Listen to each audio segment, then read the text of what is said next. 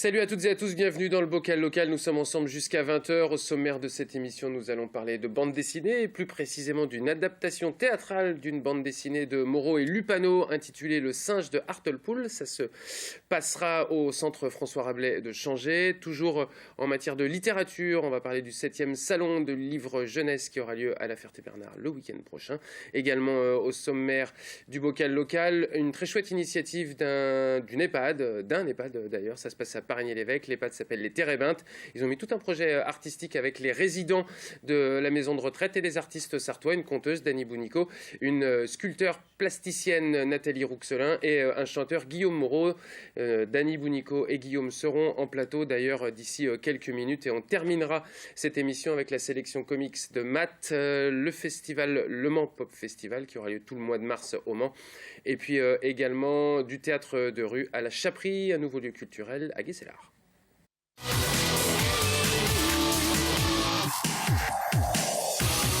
Sophie Delon, bonsoir. Bonsoir. Vous êtes la conseillère municipale à la Ferté-Bernard. Je vous laisse donner votre titre et votre fonction, parce que moi, avec les élus, je n'y arrive jamais. Souvent, je suis déléguée à l'animation de la ville et plus particulièrement donc au Festival du Livre Jeunesse. Voilà, le Festival du Livre Jeunesse qui aura lieu le week-end prochain donc, à la Ferté-Bernard, dans 2 lieux.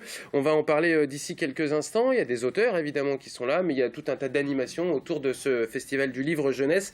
On va parler de bande dessinée maintenant avec vous, Joël Bachelot. Bonsoir. Bonsoir. Vous êtes metteur en scène de la compagnie de théâtre Chrysalide. C'est ça. Et Steve Béliard, bonsoir. Bonsoir. Vous avez retrouvé vos petits chaussons, Steve, c'est bon. Vous avez l'habitude du bocal. Bon. Voilà, du centre François Rabelais de Changé. Une initiative intéressante. Je me suis posé la question, avant qu'on parle du singe de Hartlepool, si ça existait régulièrement des adaptations théâtrales de bandes dessinées. Je suis pas sûr, parce que les adaptations théâtrales de romans, c'est souvent. Celle-là, jamais. Oui, celle-là, jamais. Il y a eu au Mans Quartier Lointain qui est passé de Duchy. Et puis nous, notre premier spectacle masqué, c'était une adaptation de Silence, la bande dessinée de Comès. Ça remonte. Parce que c'est vrai que c'est une des particularités de la troupe de Chrysalide, c'est le théâtre masqué. On va en parler. Le singe de Hartlepool de Lupano au scénario et Moreau au dessin.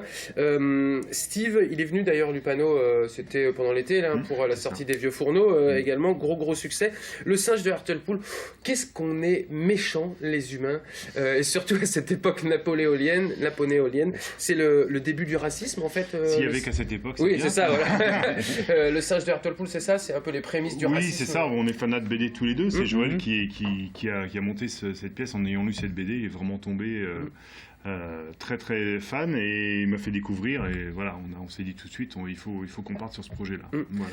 Alors on connaissait la rivalité entre les Français et les Anglais en foot, en rugby, d'une manière en gastronomie également. Là ça va très très loin et surtout cette haine elle est féroce et elle est cruelle quoi. Oui, tout à fait. En même temps la rivalité entre les Français et les Anglais, la première partie du bouquin c'est sur un bateau français, ils sont pas fameux non plus. Non, d'ailleurs ils sont tous aussi débiles les uns que les autres. Voilà, tout à fait. L'histoire, Joël, rapidement, on est sur un bateau français, effectivement, au large des côtes anglaises. Il y a une grosse tempête, le bateau échoue, 2 survivants, dont un singe qui est une sorte de mascotte, la mascotte du bateau français. Voilà, la mascotte du capitaine. Sauf que ce singe-là est habillé avec des vêtements français, un costume de soldat français, uniforme français. Et les Anglais d'Hartlepool détestent plus que tout les Français, sauf qu'ils n'en ont jamais vu, et ils vont prendre cet animal pour un humain en fait. Tout à fait. Et s'ensuit un procès, une pendaison, et puis des comportements humains à la fois drôles, tellement ils sont détestables. C'est tellement bien écrit par Lupano que c'est un humour féroce quand même. D'ailleurs, il le dit, lui, que finalement, c'est avec l'humour qu'on peut parler des choses aussi tristes et aussi dramatiques que le racisme. Alors, il y a beaucoup de résonance avec ce qui se passe effectivement actuellement dans la société. C'est tout naturellement que le centre François Rabelais, Steve, s'est associé à Chrysalide. Bon, Chrysalide, c'est régulier au centre François Rabelais. Ça fait des années qu'ils sont là, depuis 90, je crois. Mais ça a du sens aussi pour le centre. Ce qui nous a plu dans ce projet, c'est aussi de pouvoir monter monté des projets autour de ça dans le cadre des semaines d'éducation contre les discriminations. On trouvait ça important aujourd'hui d'en parler toujours. Et c'est surtout que c'est basé sur quelque chose de réel. Ouais, c'est authentique. C'est une légende authentique. On ne sait pas trop, mais on se dit qu'en fermant le livre, on se dit en plus c'est vraiment arrivé. Et l'équipe de foot de Hartlepool s'appelle les Pendeurs de singes, les Monkey Hangers. Et le maire d'Hartlepool s'est fait élire en 3 fois en se déguisant en singe, en offrant des bananes. Enfin, là-bas, c'est vraiment l'identité de la ville. Mais derrière ça, ce qui est intéressant, c'est de pouvoir non seulement inviter les auteurs, grâce à la librairie Bulle et Samuel, qui seront d'ailleurs vraiment au Festival du Livre. De toute façon, ils sont partout. Tout de suite, tous les salons. Quand on parle BD, de toute façon, on se connaît bien, donc on a travaillé autour de ça. On est content que les auteurs nous aient donné vraiment leur accord en faisant une affiche originale. Et puis après le petit bouquin, il y a un petit livret historique qui a été fait par Pierre Cernat, qui est professeur à la Sorbonne, spécialiste de la Révolution française, et qui a tracé un petit peu les origines, la fausse vraie histoire des débuts du racisme. Et il reprend vraiment historiquement un petit peu tout ça, comment c'est arrivé et comment on a construit un peu le racisme avec des pseudo-doctrines scientifiques, avec le crâne de singe, le crâne de nègre, comme on disait à l'époque, et le crâne de singe, le crâne d'humain. Enfin voilà, il y a tout ça. Il revient là-dessus, avec humour, mais en plaçant les choses... on a voulu aller un peu plus loin que simplement la représentation. Et puis on a envie de faire la fête aussi. Oui, bien sûr. Voilà. J'ai pas dit, mais ce sera le 11, 12 et 13 mars, évidemment. Facile, compliqué à mettre en scène, cette bande dessinée, ce thème un petit peu... difficile aussi. Facile, ce serait prétentieux. Après, ce qui est intéressant, c'est qu'il y a peu de changements de lieu. Et donc, pour une mise en scène, c'était simple. Les personnages, après, sont les dessins de Jérémy Moreau, franchement, assez éclatés. Donc on les a fait nous-mêmes, on a fait nos masques nous-mêmes, on a fait le modelage. Que vous avez montré d'ailleurs à Lupano. Ouais. Enfin, on lui envoyait les photos, il connaissait, on lui demandait s'il reconnaissait les personnages, etc. Non, ça a été super intéressant de faire. Chaque comédien a fait son masque, on a fait appel à une plasticienne pour avoir quand même une idée commune, enfin une généralité de fabrication. Non, ça a été, c'est du plaisir en fait. C'est beaucoup de plaisir plus que de la difficulté. Joël, quand on parle d'adaptation, est-ce que vous êtes resté extrêmement fidèle à la bande dessinée ou vous avez pris un petit peu de liberté? Plus près de la bande dessinée, en particulier pour les textes. Les personnages, on a essayé de les faire ressemblants. Après, un masque c'est figé, donc on a essayé de donner une expression. Il y a un travail. La BD c'est figé déjà. Ah oui, c'est un théâtre d'image en fait, et la BD c'est de l'image, donc tout va bien. Non, ça se passe bien ensemble. Je vous dis, ces personnages sont tellement attachants. Finalement, ils sont attachants. Ils sont bêtes, ils sont monstrueux, mais qu'est-ce qu'ils sont drôles. Oui, c'est ça. On va dans l'extrême, vraiment, parce que pas reconnaître finalement que déjà être cruel comme ça, c'est pas permis. Mais ensuite, ne pas reconnaître que c'est un animal et simplement qu'il leur ressemble pas, ça veut dire qu'ils estiment que les Français ne sont pas susceptibles de ressembler à des humains comme eux, quoi. Non, mais ils ont un spécialiste quand même. Ils ont un vieux qui a fait la guerre, qui connaît bien les Français. Il sait que les Français ça pue, que leur corps est couvert de poils rêches et graisseux. Enfin, il le décrit très bien. Donc c'est le sens. Sauf qu'il les voit pas. Donc voilà, il voit pas, mais il les sent. Voilà, il le sent. Tout de suite, les différents comédiens de la troupe ont aussi adhéré au projet. On parlait de sens avec Steve, mais c'est vrai que ça fait du bien aussi de donner du sens à son interprétation, à une pièce de théâtre. De toute façon, à la Chrysalide, on ne fera pas quelque chose si ça ne plaît pas à un ou deux membres. L'idée, c'est qu'on est plutôt un groupe de copains. On se connaît depuis maintenant une dizaine d'années pour certains. La Chrysalide est plus vieille, mais beaucoup sont partis quand même avec le temps, ont changé de lieu. Mais non, on décide tous ensemble de ce qu'on va faire. Donc le choix, j'ai amené le projet, mais il fallait qu'il soit admis par tous. Après, c'est des fois un peu compliqué, parce qu'on a plus de femmes que d'hommes, on a un comédien. Et ce sont des femmes qui jouent des rôles d'hommes. Donc le masque, ça aide à cacher, mais il y a aussi la voix à travailler, il y a le corps, etc. Mais tout le monde a adhéré au projet. Lupano sera là? Lupano sera là, Moreau sera là. Oui, ça fait ça peur. Ça fout les chocottes, comme on dit. Complètement. Tout de suite, les relations, les échanges d'ailleurs avec Lupano ont été positifs. Il a tout de suite adhéré au projet. Il fallait l'autorisation. Donc j'ai envoyé un mail et il a donné tout de suite son accord en disant je suis curieux de voir comment vous allez mettre ça en scène, comment vous allez reprendre le bouquin pour en faire quelque chose de théâtral. Moreau, la même chose, en me disant j'aime les marionnettes, j'aime les masques, donc je suis super pressé de voir ça. Quand je lui ai dit est-ce qu'on peut prendre un dessin du bouquin pour faire une affiche, non, j'ai envie de vous faire un dessin original. Qu'est-ce qu'on me demande de mieux? Le bonheur.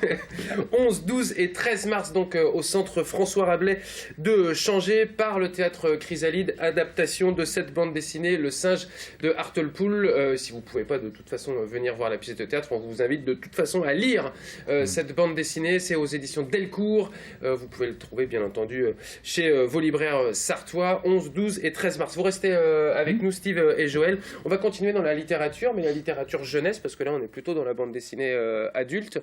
La littérature jeunesse, il y a de la bande dessinée aussi, Sophie, mais pas que. Vous avez invité différents auteurs à venir participer au salon. C'est le principe du salon, on vient pour avoir aussi son précieux sésame et discuter un petit peu avec les différents auteurs qui sont là. Oui, alors en fait, c'est un festival plus qu'un salon pour nous, c'est important de le préciser. Ce festival, il est en 2 temps.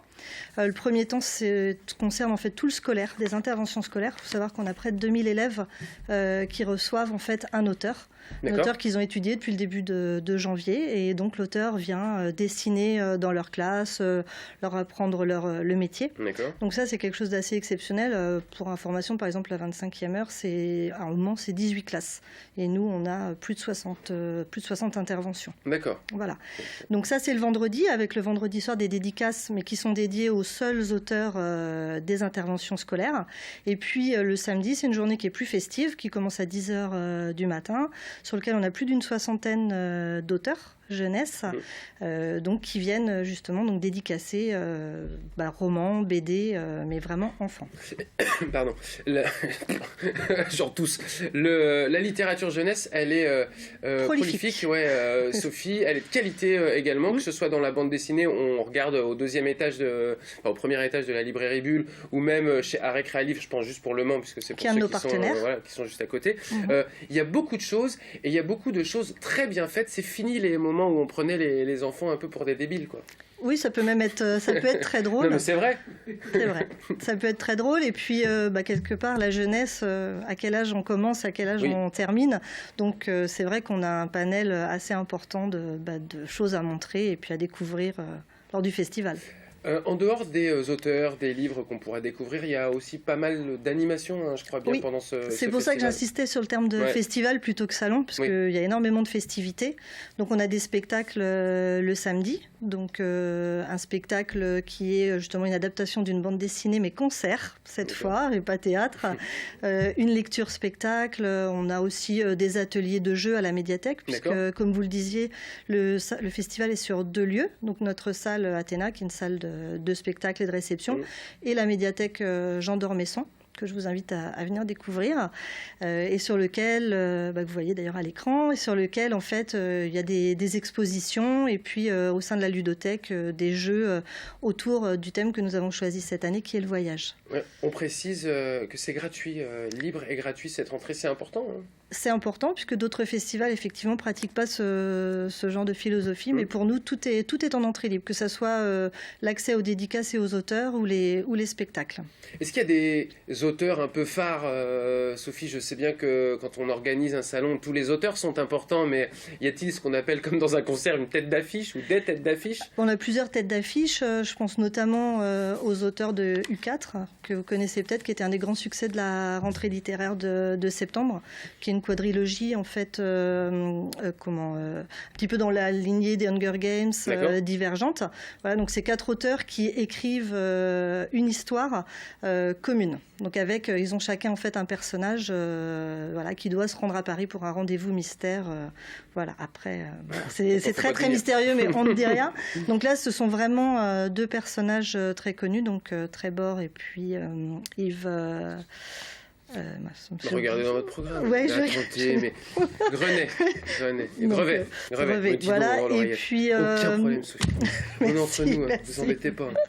Et puis on a Karina Rosenfeld aussi, qui sort un livre donc avec Doherty, qui est une grande écrivain britannique. Donc ça c'est quelque chose d'un peu spécial, parce que c'est un film qui sort dans le monde entier en français et en anglais. D'accord. En même temps. On a des personnes comme Malika Doré, donc là on est vraiment sur du petite section, des choses très drôles. Je dirais, moi je vais parler. Il y a un auteur sud-coréen aussi. Alors Young, tout à fait, qui intervient le samedi. Oui, qui est une très très belle trilogie, Couleur de miel. Donc c'est un auteur en fait qui écrit sur son histoire, sur son pays d'origine, et puis il a sorti en 2012 justement une adaptation d'une de ses trilogies qui est entre le documentaire et la bande dessinée, et on est très très heureux de l'avoir avec nous. Vous connaissez vous, Steve? La BD? Oui, la BD. D'accord. Vous griffonnez un petit peu, vous aussi. Un petit peu. Cette année, le thème, c'est le voyage. Oui, donc c'est vrai pourquoi le voyage, d'ailleurs parce que quelque part lire c'est déjà un voyage et puis on essaye tous les ans de faire quelque chose d'un petit peu original. Du coup les expositions ou même les auteurs, on essaye de faire qu'ils soient adaptés à cette thématique. Donc on va beaucoup voyager, que ce soit en France ou à l'étranger avec nos auteurs. Mais il y a une maison d'édition d'ailleurs qui s'appelle Lire c'est partir, non, me semble-t-il. Peut-être. Et des petits fascicules. Moi j'achète à mon fils qui sont très très bien d'ailleurs, des super histoires. 4 et 5 mars donc au Centre culturel Athéna et à la médiathèque de la Ferté-Bernard pour cette 7e édition du Festival du Livre Jeunesse. Est-ce que vous savez pourquoi, Sophie, vous vous êtes recentrée sur ce livre jeunesse à la Ferté-Bernard et quelle était la volonté à l'époque plutôt que de la bande dessinée, du roman La volonté, elle est née justement de ces interventions scolaires, une volonté de la municipalité en fait de donner accès aux enfants, de donner envie aux enfants de lire. Donc on s'est retrouvés les années précédentes avec un festival qui avait pour moitié des auteurs scolaires qui intervenaient dans le scolaire et qui étaient en dédicace, et puis la moitié des auteurs qui étaient sur d'autres formes de littérature. On a trouvé que c'était plus cohérent d'assumer pleinement cette philosophie de la jeunesse pour pouvoir avoir aussi des auteurs un petit peu plus connus dans ce domaine-là, et donc maintenant on est 100% jeunesse. 7e festival donc, du livre jeunesse 4 et 5 mars à La Ferté-Bernard avec tout un tas d'animations autour de ce thème du voyage et des différents auteurs présents lors de ce festival. Le singe de Hartlepool, l'adaptation théâtrale de la bande dessinée de Moreau et Lupano par la troupe Chrysalide, ce sera le 11, 12 et 13 mars prochain au centre François Rabelais de Changé. Joël, dernière question. Vous avez repris toute la bande dessinée dans la pièce ? Ouais. Oui, de A à Z, on a toute l'histoire. Parfait, merci beaucoup Steve, dans 15 jours. Et Joël, merci à vous. On se retrouve d'ici quelques instants avec Dany Bounico et Guillaume Moreau pour parler d'un chouette projet auquel ils ont participé avec la maison de retraite Les Térébintes à Parigny-l'Évêque. À tout de suite.